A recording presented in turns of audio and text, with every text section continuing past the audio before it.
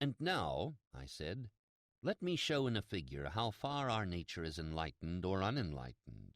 Behold, human beings living in an underground den, which has a mouth open towards the light and reaching all along the den.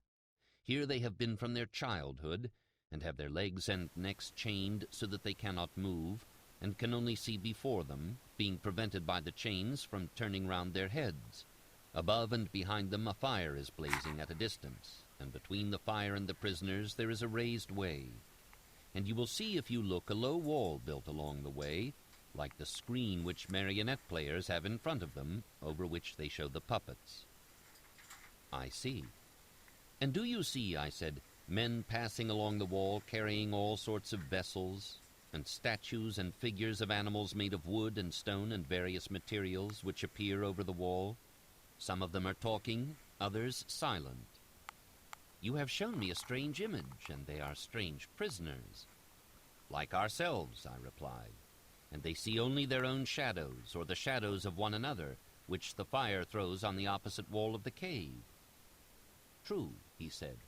"How could they see anything but the shadows if they were never allowed to move their heads?" "And of the objects which are being carried in like manner, they would only see the shadows?" "Yes," he said. "And if they were able to converse with one another, would they not suppose that they were naming what was actually before them?" "Very true." "And suppose further that the prison had an echo which came from the other side. Would they not be sure to fancy, when one of the passers-by spoke, that the voice which they heard came from the passing shadow?" "No question," he replied. "To them," I said, "the truth would be literally nothing but the shadows of the images." "That is certain." "And now look again, and see what will naturally follow it.